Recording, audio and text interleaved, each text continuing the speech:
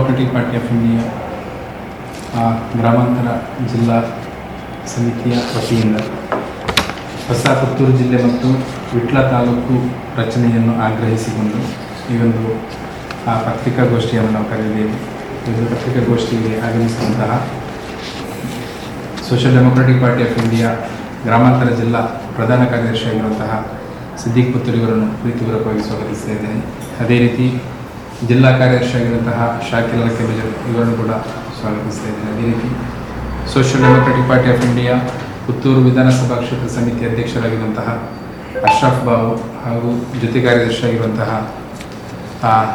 Puttur Vitla block ಕಾರ್ಯದರ್ಶಿಯಾಗಿರುವಂತಹ Abdul Rahman Vitla, ಅದೇ ರೀತಿ ಕ್ಷೇತ್ರ ಸಮಿತಿಯ ಕೋಶಾಧಿಕಾರಿಗಳಾಗಿರುವಂತಹ ಸದ್ದಾಂ ಮುರಾ ಹಾಗೂ ಬಂದಂತಹ ಎಲ್ಲ ಪತ್ರಕರ್ತ ಮಿತ್ರರನ್ನು ಪ್ರೀತಿಪೂರ್ವಕವಾಗಿ ಸ್ವಾಗತಿಸುತ್ತಾರೆ. ನಾನು ಉಸ್ಮಾನ್ ಏಕಿ, ಪುತ್ತೂರು ವಿಧಾನಸಭಾ ಕ್ಷೇತ್ರ ಸಮಿತಿಯ ಕಾರ್ಯದರ್ಶಿಯಾಗಿದ್ದೇನೆ. ಪತ್ರಿಕಾಗೋಷ್ಠಿಯನ್ನು ಮುಂದುವರಿಸಲು ಕೇಳಿಕೊಳ್ತಾ ಇದ್ದೇನೆ. ಆತ್ಮೀಯ ಪತ್ರಕರ್ತ ಸಹೋದರರೇ, ಪುತ್ತೂರು ಜಿಲ್ಲೆ ಹಾಗೂ ವಿಟ್ಲ ತಾಲೂಕು ನೂತನವಾಗಿ ರಚನೆಯಾಗಬೇಕಂತೇಳಿ ಒತ್ತಾಯಿಸುವುದರ ಮೂಲಕ ಈ ಒಂದು ಪತ್ರಿಕಾಗೋಷ್ಠಿಯನ್ನು ಕರೆದಿರುತ್ತೇವೆ. ಪುತ್ತೂರು ಜಿಲ್ಲೆಯ ಅಗತ್ಯತೆ ಬಹಳವಿದೆ. ನಮ್ಮ ದಕ್ಷಿಣ ಕನ್ನಡ ಜಿಲ್ಲೆಯ ಭೌಗೋಳಿಕ ಪ್ರದೇಶವು ಬಹಳ ದೊಡ್ಡದಾಗಿದ್ದು, ನಾವು ಹೊಸದಾಗಿ ರಚನೆ ಆಗಬೇಕು ಅಂತ ಹೇಳುವಂತಹ ಪುತ್ತೂರು ಜಿಲ್ಲೆ, ಪುತ್ತೂರು, ಬೆಳ್ತಂಗಡಿ, ಕಡಬ, ಸುಳ್ಯ ಹಾಗೂ ನೂತನವಾಗಿ ರಚನೆ ಆಗಬೇಕಾದ ವಿಟ್ಲ, ಈ 5 ತಾಲೂಕುಗಳು ಒಳಗೊಂಡಂತಹ ಒಂದು ಜಿಲ್ಲೆ ಆಗಬೇಕು ಅಂತೇಳಿ ಆಗಿರ್ತದೆ ನಮ್ಮ ಆಗ್ರಹ.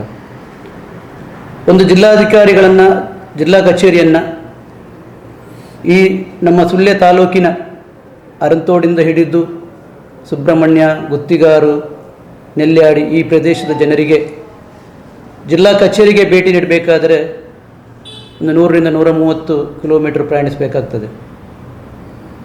ಒಂದು 3 ಗಂಟೆ ಇದಕ್ಕೆ ವ್ಯಯಿಸಬೇಕಾಗ್ತದೆ. ಇಲ್ಲಿಂದ ಪ್ರಯಾಣಿಸಿ ತಮ್ಮ ಕೆಲಸದ ನಿಮಿತ್ತ ಅಲ್ಲಿ ಹೋದಾಗ ಅಕಸ್ಮಾತ್ತಾಗಿ ಅಲ್ಲಿ ಅವರಿಗೆ ಸಿಗಬೇಕಾದ ಅಧಿಕಾರಿಗಳು ಸಿಗದಿದ್ದರೆ, ತಮ್ಮ ದಾಖಲೆಗಳು ಸಿಗದಿದ್ದರೆ ಒಂದು ದಿನ ಇಡೀ ಪೂರ್ತಿಯಾಗಿ ಅಲ್ಲಿ ವಹಿಸಿಕೊಂಡು ತುಂಬ ಖರ್ಚನ್ನು ಮಾಡಿಕೊಂಡು ಹೋಗಿ ಕಷ್ಟಪಟ್ಟು ಆಗುವಾಗ ಬಹಳ ಜನರಿಗೆ ತೊಂದರೆ ಆಗ್ತದೆ. ಅದೇ ಸಮಯದಲ್ಲಿ ಪುತ್ತೂರಿನಲ್ಲಿ ಒಂದು ಜಿಲ್ಲಾ ಕಚೇರಿ ತೆರೆದರೆ, ಒಂದು SP ಕಚೇರಿ ತೆರೆದರೆ ಈ ದೂರದ ಪ್ರದೇಶಗಳಿಗೆ ಒಂದು 50-60 ಕಿಲೋಮೀಟರ್ ಪ್ರಯಾಣ ಕಡಿಮೆ ಆಗ್ತದೆ, ಖರ್ಚು ವೆಚ್ಚಗಳು ಕಡಿಮೆ ಆಗ್ತದೆ, ಅವರ ಕೆಲಸ ಕಾರ್ಯಗಳು ಕೂಡ ಸುಲಭವಾಗ್ತದೆ. ಈಗ ನಮ್ಮ ದಕ್ಷಿಣ ಕನ್ನಡ ಜಿಲ್ಲೆಯಲ್ಲಿ ಜನ ತುಂಬ ಇದೆ. ಸಾಲು ಒಂದು ಕೆಲಸ ಆಗಬೇಕಾದ್ರೆ ಜಿಲ್ಲಾ ಕಚೇರಿಗಳಲ್ಲಿ ಸಾಲು ಕ್ಯೂ ನಿಲ್ಲುವಂತಹ ಪರಿಸ್ಥಿತಿ ಬರ್ತದೆ. ಅದೇ ಸಮಯ ಅದನ್ನು 2 ಡಿವೈಡ್ ಮಾಡಿದಾಗ ಈ ಸಾಲುಗಟ್ಟಲೆ ಕಾಯುವಂತಹ ವ್ಯವಸ್ಥೆ ಕಡಿಮೆ ಆಗ್ತದೆ, ಕೆಲಸ ಕಾರ್ಯಗಳು ಸುಲಭವಾಗ್ತದೆ, ಜನರಿಗೆ ಅನುಕೂಲವಾಗ್ತದೆ. ಇದನ್ನು ಯಾವತ್ತೂ ಮಾಡಬೇಕಿತ್ತು. ಈ ಸಂದರ್ಭದಲ್ಲಿ ಪುತ್ತೂರು ಕೂಡ ಬಹಳ ವೇಗವಾಗಿ ಅಭಿವೃದ್ಧಿ ಹೊಂದ್ತಾ ಇದೆ. ದಿನದಿಂದ ದಿನಕ್ಕೆ ಪುತ್ತೂರಿನ ಜನಸಂಖ್ಯೆ ಜಾಸ್ತಿ ಆಗ್ತಿದೆ. ಪುತ್ತೂರು ನಗರಸಭೆ ಆಯಿತು, ವೇಗವಾಗಿ ಬೆಳೀತಾ ಇದೆ. ಇನ್ನು ಈಗ ನಮ್ಮ ಮೆಡಿಕಲ್ ಕಾಲೇಜ್ ಬಂದರೆ ಮತ್ತೂ ಇಲ್ಲಿ ಡೆವಲಪ್ ಆಗ್ತದೆ. ಅತಿ ಅಗತ್ಯವಾಗಿ ಪುತ್ತೂರು ಜಿಲ್ಲೆಯಾಗಿ ಘೋಷಣೆ ಮಾಡಬೇಕು ಅಂತೇಳಿ ಸರ್ಕಾರವನ್ನು ಕೂಡ ಒತ್ತಾಯಿಸ್ತೇವೆ. ಸಂಬಂಧಪಟ್ಟ ಇಲಾಖೆಗಳಿಗೆ ನಾವು ಮನವಿಯನ್ನು ಕೂಡ ಸಲ್ಲಿಸ್ತೇವೆ. ಮುಂದಕ್ಕೆ ಇದಕ್ಕೆ ಸ್ಪಂದಿಸಿದ್ದರೆ ಹೋರಾಟವನ್ನು ಮಾಡುತ್ತೇವೆ ಅಂತೇಳಿ social democratic party of India ಗ್ರಾಮಾಂತರ ಜಿಲ್ಲೆ ನಿರ್ಣಯಿಸುತ್ತದೆ. ಅದೇ ರೀತಿ ಇನ್ನೊಂದು ಬಹಳ ಅತಿ ಅಗತ್ಯವಾದಂತಹ ಗ್ರಾಮೀಣ ಪ್ರದೇಶದ ಜನರಿಗೆ ಅನುಕೂಲವಾಗಬೇಕಾದಂತಹ ಒಂದು ವಿಷಯವಾಗಿರುತ್ತದೆ ವಿಟ್ಲ ತಾಲೂಕು. ಈ ಹಿಂದೆ 2007ರವರೆಗೆ ವಿಧಾನಸಭಾ ಕ್ಷೇತ್ರವಾಗಿ ಕೂಡ ವಿಟ್ಲ ಗುರುತಿಸಿಕೊಂಡಿತ್ತು.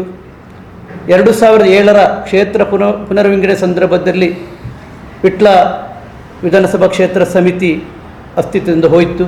2008 ನಂತರ ಅಲ್ಲಿ ಶಾಸಕರು ಇಲ್ಲದೆ ಆಯಿತು.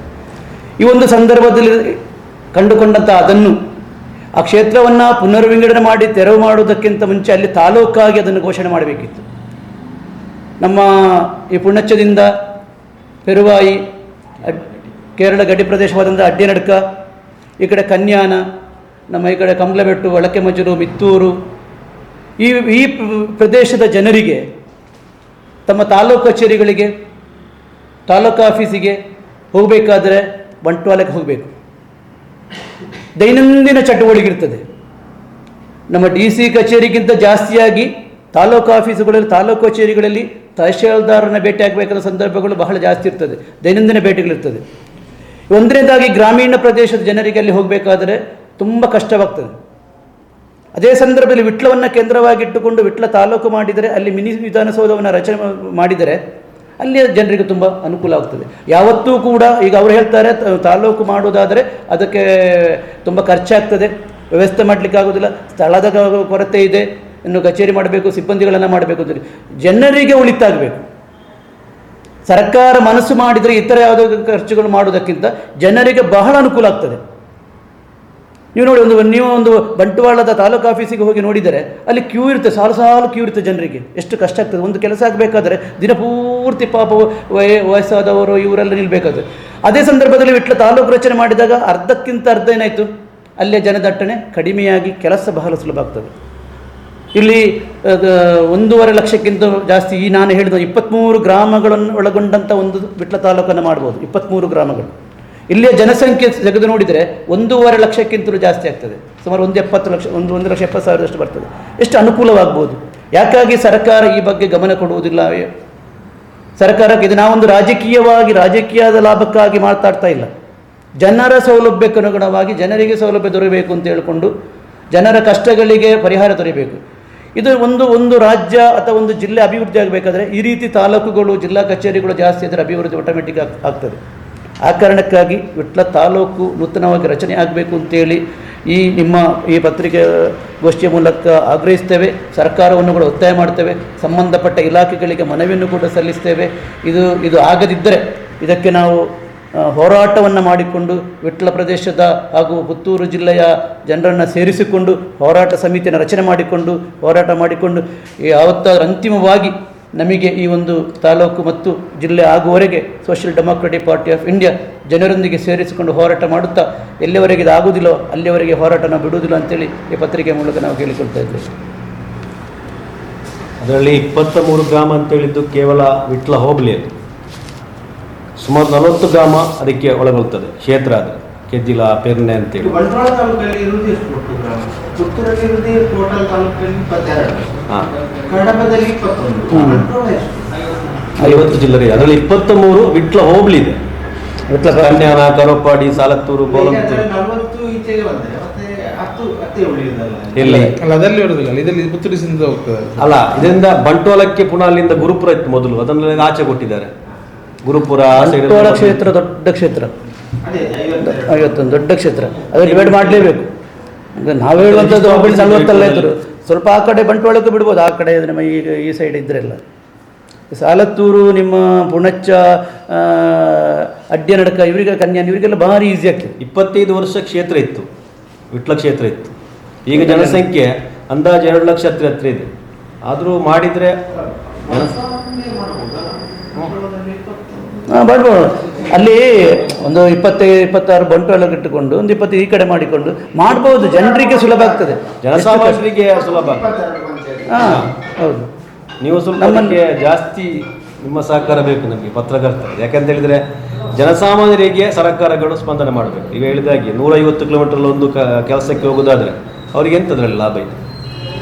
ಅದರಿಂದ ಪ್ರಯಾಣದ ವೆಚ್ಚ ಎಲ್ಲ, ಅಲ್ಲಿ ಮಧ್ಯಾಹ್ನ ಊಟ ಮಾಡಬೇಕು, ಎಲ್ಲ ಮಾಡಿ ಒಂದು ದಿನ ಇಡೀ ನಿಮ್ಮ ಅರತೋಡು ಸುಬ್ರಹ್ಮಣ್ಯ ಆ ಕಡೆಯಿಂದ ನೋಡಿ ಅಂತ ಆಲೋಚನೆ ಮಾಡಿ ಅಂತ ಎಷ್ಟು ಟೈಮ್ ಉಂಟು. ಕೇರಳ ಗಡಿ ಮಾಡಿಲ್ಲ, ಮತ್ತೆ ಪೆರುವಾಯಿ, ಈಚೆ ಹೋದರೆ ಅಡ್ಡಿನಡ್ಕ, ಆಚೆ ಸಾಲತ್ತೂರು. ಪುತ್ತೂರನ್ನು ಮಾಡ್ಬೋದು, ಪುತ್ತೂರನ್ನು ಜಿಲ್ಲೆಯಾಗಿ ಹೇಗೆ ಮಾಡ್ಬೋದು. ಅದೇ ಅತೀ ಅಗತ್ಯವೂ ಕೂಡ. ನಮಗೂ ಸ್ವಲ್ಪ ಈಸಿ ಆಗ್ತದೆ. ಜಿಲ್ಲಾ ಕಚೇರಿ ಆದರೆ ನಾವು ಪುತ್ತೂರು ಕೂಡ ಅಭಿವೃದ್ಧಿ ಆಗ್ತದೆ. ಮೆಡಿಕಲ್ ಕಾಲೇಜು ಬಂದರೆ ಪುತ್ತೂರು ನಮಗೆ ನಮ್ಮದಲ್ಲ, ನಮಗೂ ಶಕ್ತಿ. ಅದರೊಂದಿಗೆ ಯಾರಿಗೆ ಹೆಲ್ಪ್ ಆಗ್ತದೆ? ಅವರಿಗೆ ನಮಗಿಂತೂ ಜಾಸ್ತಿ ಹೆಲ್ಪ್ ಆಗುತ್ತೆ. ಯಾರಿಗಂದರೆ ಸುಳ್ಯ ಆ ಕಡೆಯವರಿಗೆ, ಸುಬ್ರಹ್ಮಣ್ಯ ಆ ಕಡೆಯವರಿಗೆಲ್ಲ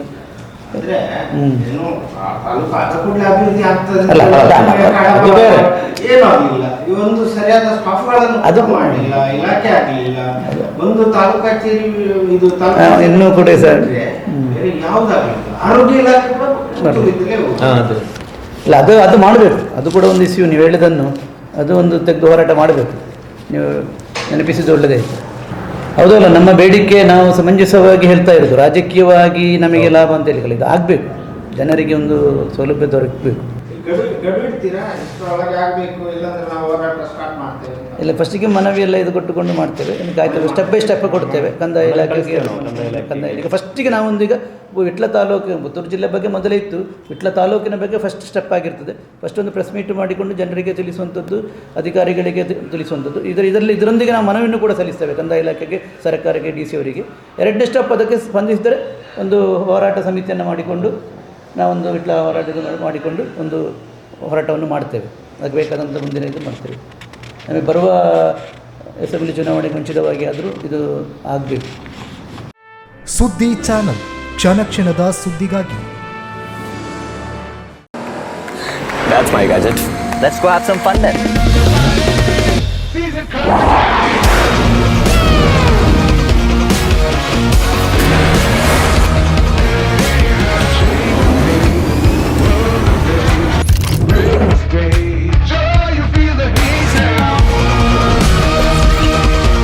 Introducing the hot and techy Brezza SCNG.